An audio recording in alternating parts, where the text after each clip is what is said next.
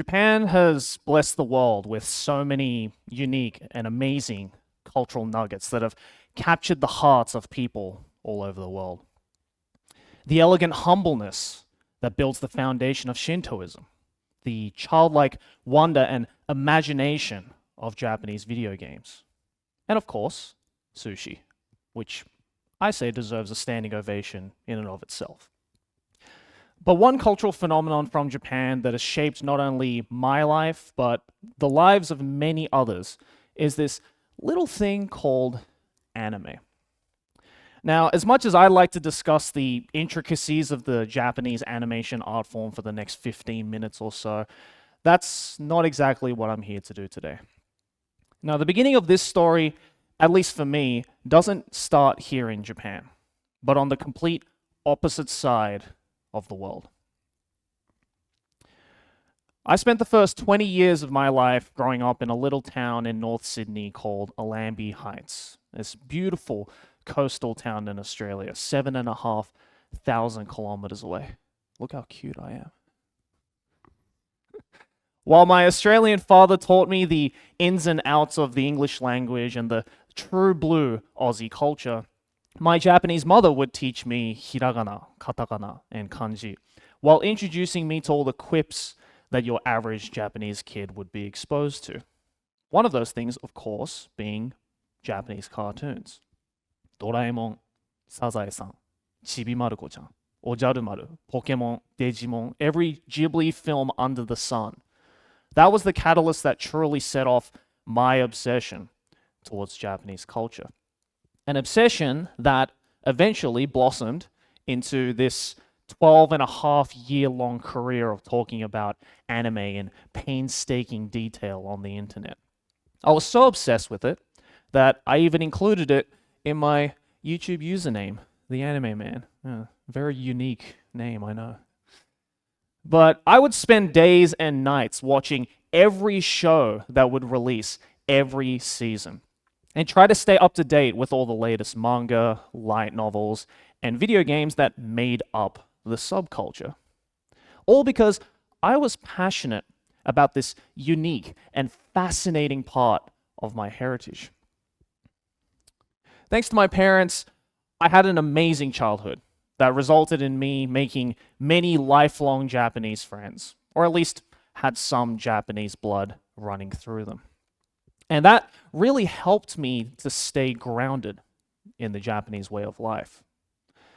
Of course, growing up in a predominantly white neighborhood and attending a predominantly white school for most of my life, I'd also been naturally exposed to the Australian way of life and all the wonderful tendencies that came from it.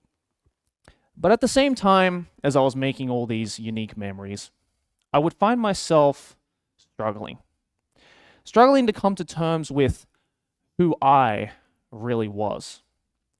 See, I don't think you need me to tell you that Japan and Australia are two vastly different cultures with different ethos and norms. And before I knew it, I found myself precariously standing in the middle of this bridge, a long 7,500 kilometer bridge that connected Australia and Japan together. On one end of the bridge was Australia, an individualistic society, more daring and ambitious for change, one that rewards honesty and matehood, albeit sometimes being a little too prone to not following the rules from time to time. And on the other end was Japan, a collectivist society built on going with the flow, respecting the rules, following traditions and customs, all whilst the invisible hand of societal norms loomed over the heads of every individual cog in the machine. See, I understood even from a young age that neither was outright better than the other. Of course, there's no such thing as a perfect country, only the country that's perfect for you. I saw time and time again people who were put in similar situations as mine make that hard decision to walk to one side of the bridge or the other, and in turn look on as the bridge deteriorated over time until it would snap and fall into the ocean, ultimately marooning oneself to one side. See, I didn't want to do that to myself. I couldn't decide. And frankly, I didn't want to decide. Even after I moved here to Japan permanently more than a decade ago, I desperately continued to stay in touch with both sides of my culture, fearing that if one day I decided to stop caring about one or the other, that my bridge would also snap, and I would lose an entire half of myself in the process. To combat this personal issue, I turned to my job. I would eventually transition away from just talking about anime to a Western audience into more broad and, dare I say, controversial topics covering Japanese culture as a whole. Thinking that if one is interested in Japanese cartoons, then they would naturally also be interested in Japan itself. And thankfully, I was right in that assumption. I interviewed, as you can see behind me, a lot of weird people. Former Yakuza members, atomic bomb survivors, former criminals, cult leaders, and covered contentious and sensitive cultural topics like the underground tattoo culture and the Japanese adult industry.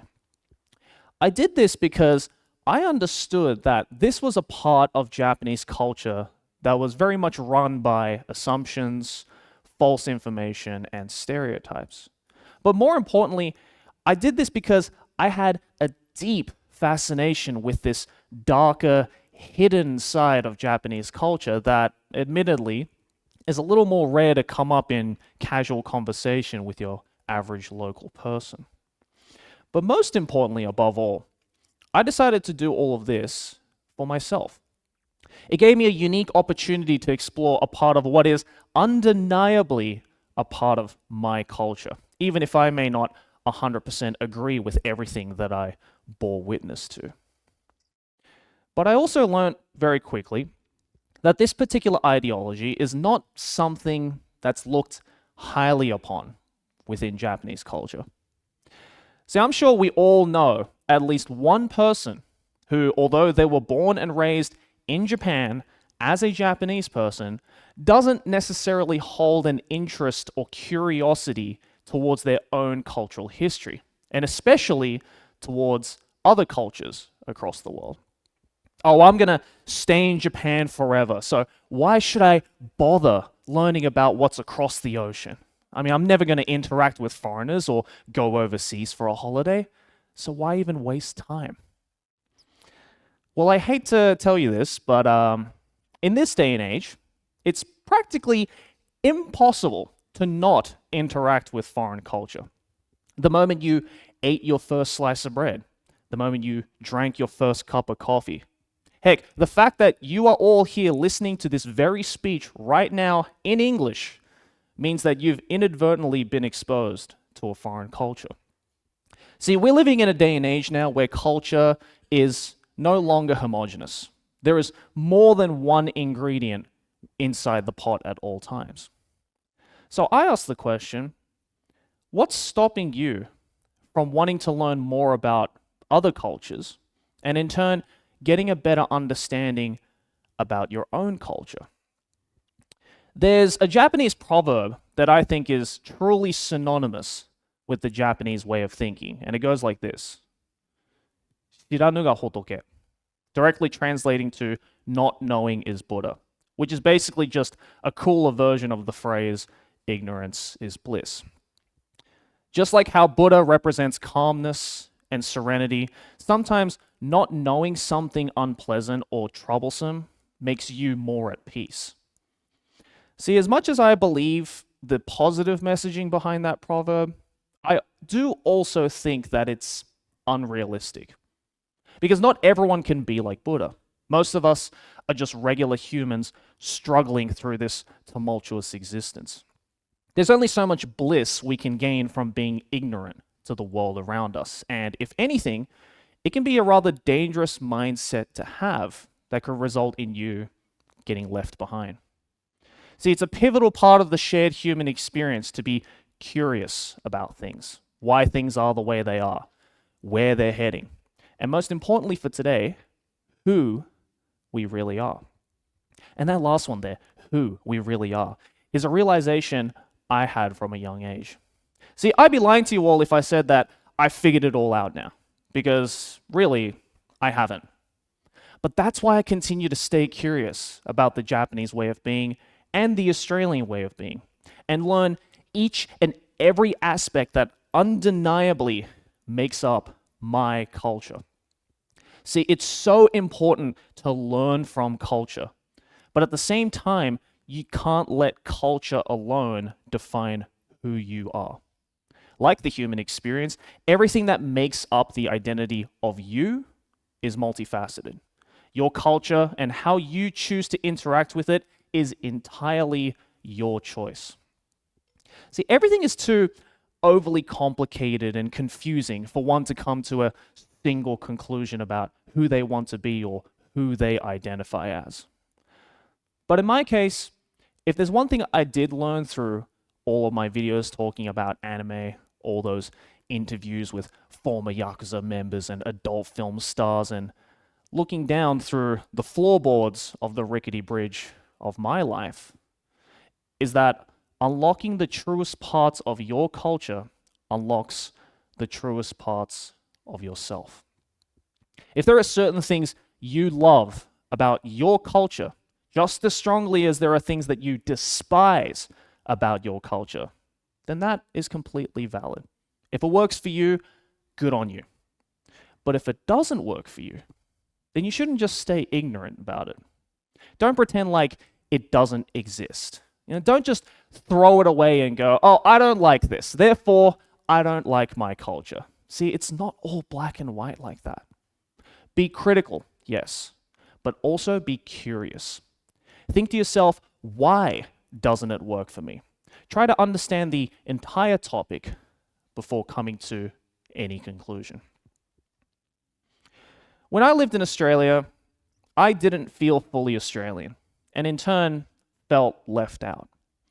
And having lived here now for the past decade and looking like this, you can bet your money that I certainly don't get treated as a Japanese person in Japan either. But if I didn't want the bridge of my life to strain and snap under my emotional weight, there was only one thing I could do. I needed to be the bridge.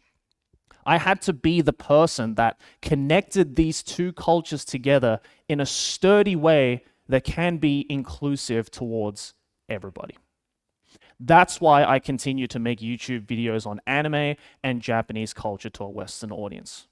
That's why I agreed to do this TEDx talk in the first place.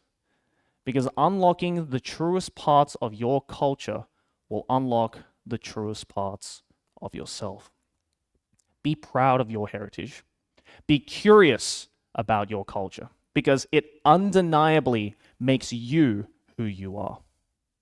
See, I love and respect every part of my heritage and culture, and I strongly advise you all to do the same with your own.